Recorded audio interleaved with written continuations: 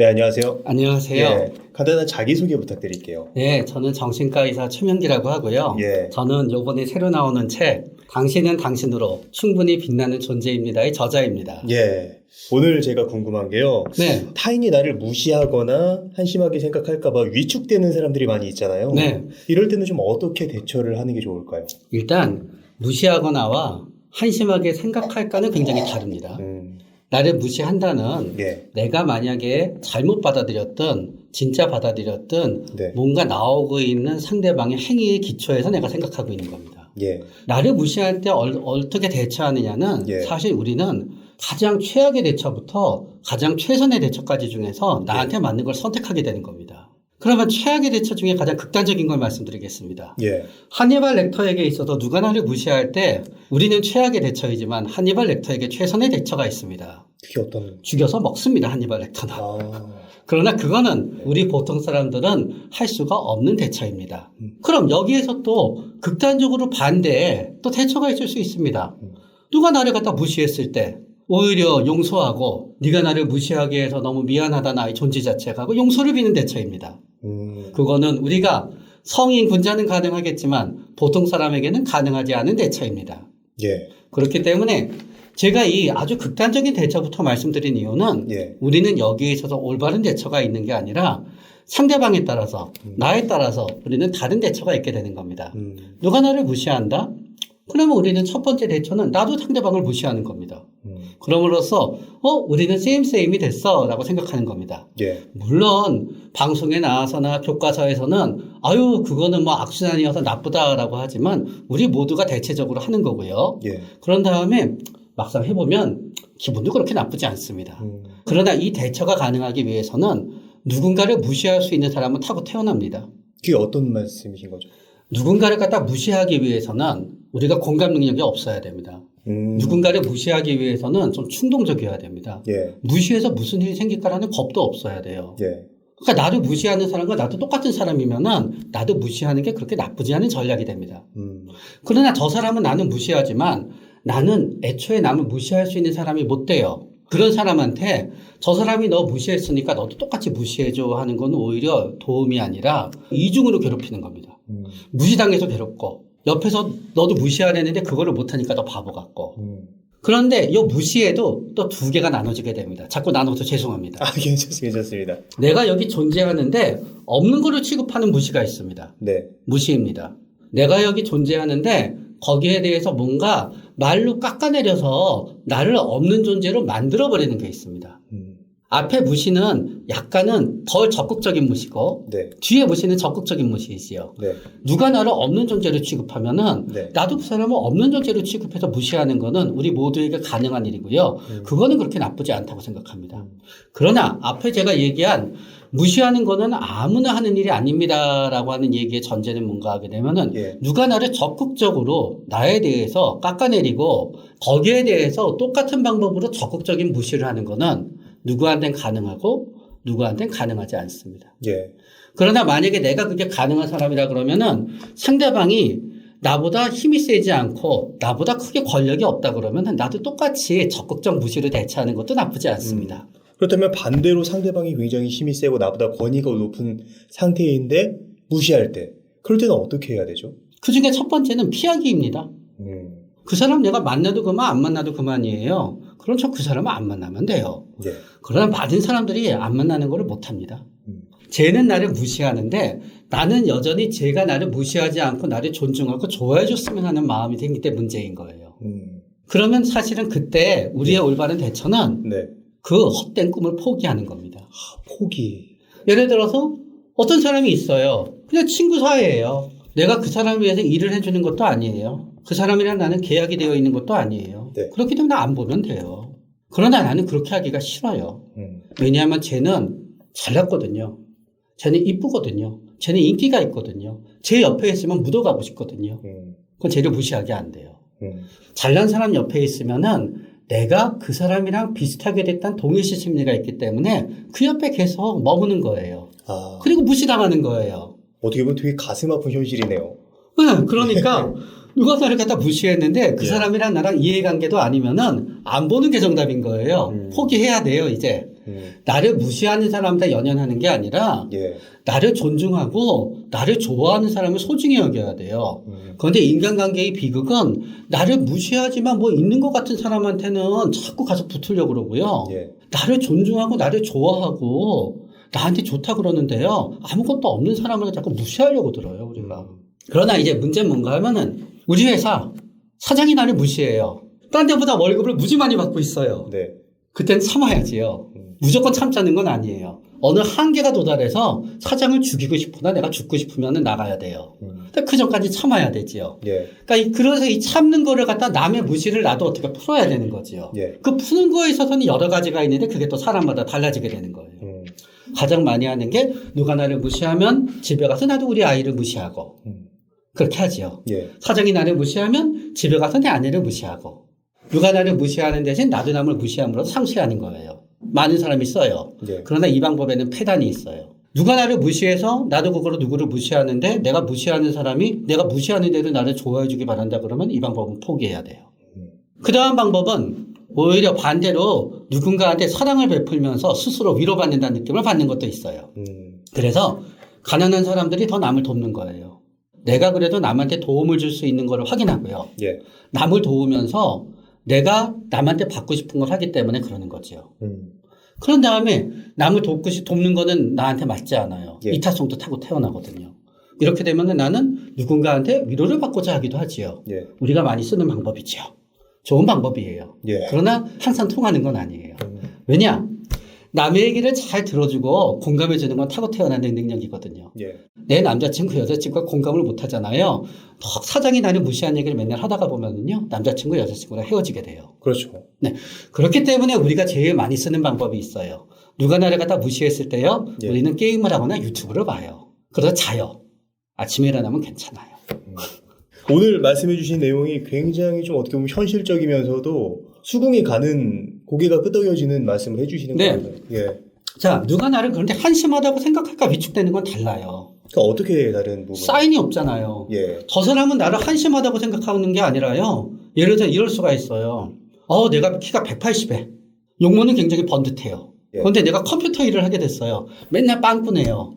그건 사람들이 내 컴퓨터 일하는 거 보고 한심하다고 생각할 거라고 생각하거든요. 예. 그러나 사람들은 다들 내가 아무리 실수해도 내 얼굴만 보고 있어요. 반대의 경우도 있어요.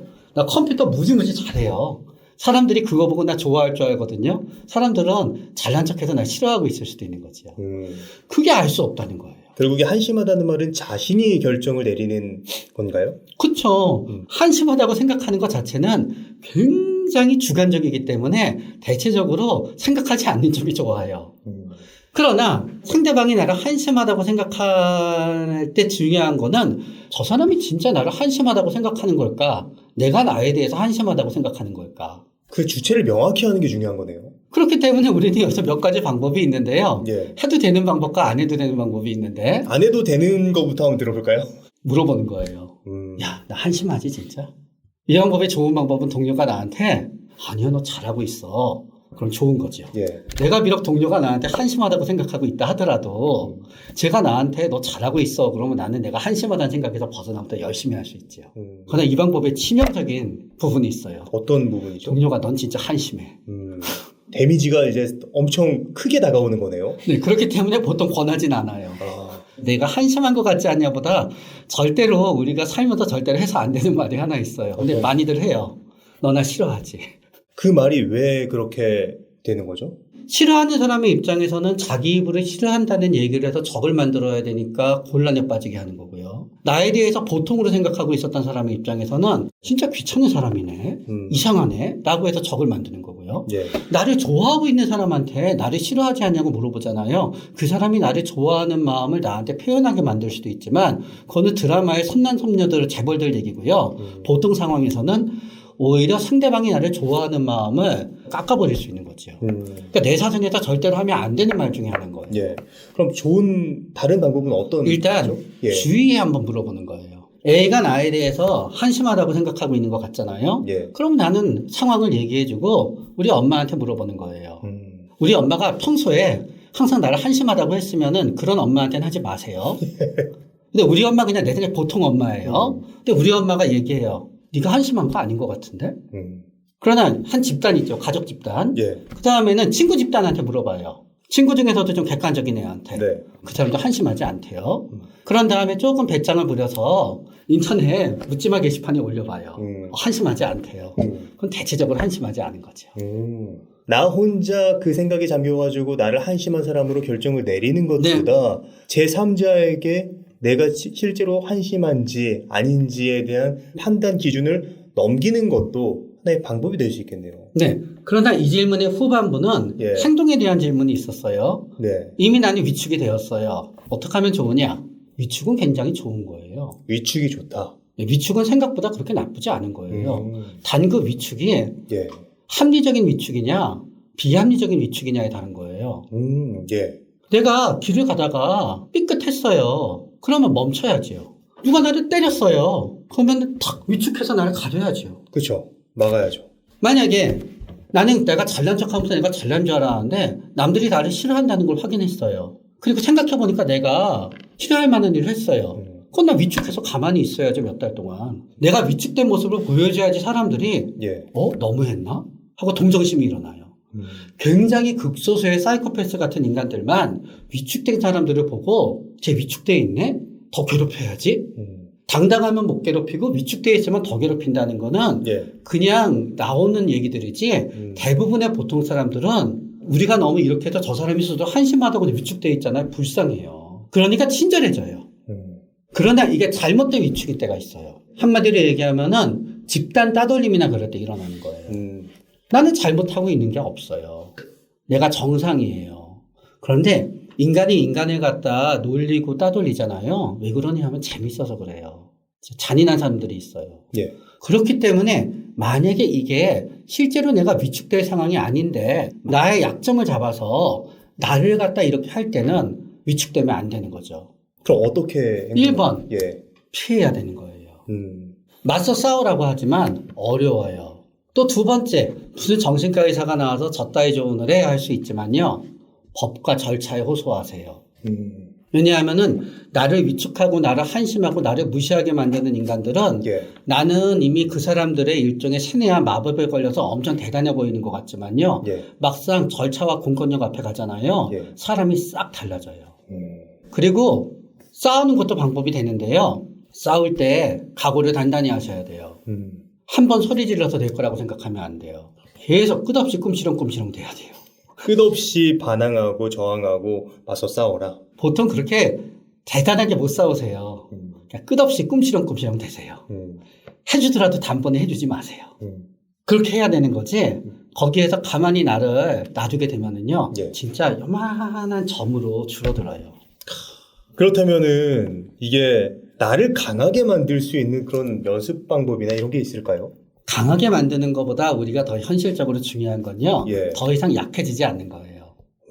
그래서 약해지지 않기 위해서 첫 번째 중요한 거 연타를 맞으면 안 돼요. 그러니까 슬쩍슬쩍 피하기 위해서 노력해야 되고요. 예. 그리고 저는 우리들이 굉장히 많이 하는 방법 좋다고 생각이 돼요. 어떤 방법이 있죠? 게임이요. 게임은 자존감을 올려줘요. 자신감을 줘요. 열심히 하면 레벨도 올라가요. 네. 그런 다음에 너무너무 스트레스 받고 그럴 때요. 주무세요. 그러면 잠을 자면서 원수들을 갖다 꿈에서 응징하면서 예. 기분이 좀 좋아져요. 참 오늘 내용이 기존의 사람들이 해준 얘기랑은 반대되는 얘기를 많이 해주시는 것 같아요. 네, 그리고요, 저는 네. 엄청나게 나쁘지 않으면요, 쇼핑도 좋아요. 내가 갖고 있는 물건, 네. 내가 갖고 있는 영역이 늘어나잖아요. 내 자존감을 굉장히 올려줘요.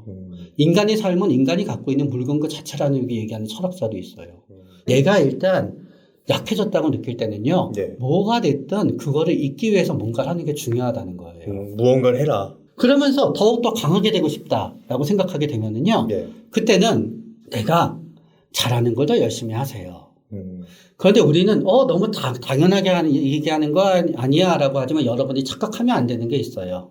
인생은 내가 잘하고 싶은 거를 내가 잘하면 행복해요. 예. 그러나 내가 못하는 거를 내가 잘하고 싶어 하면은 네. 불행해요.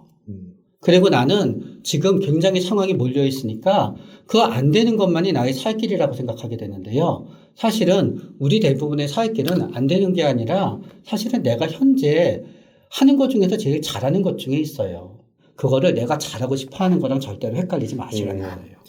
따라서 지금 내가 현실적으로 잘하는 거에 조금 더 집중해서 나의 능력을 더 키워나갔을 때 더 강하게 만들 수 있다라고 말씀을 네. 해주신 그리고 것 마지막으로 예. 우리는 통장 잔고가 늘어나면 대체적으로 강해져요.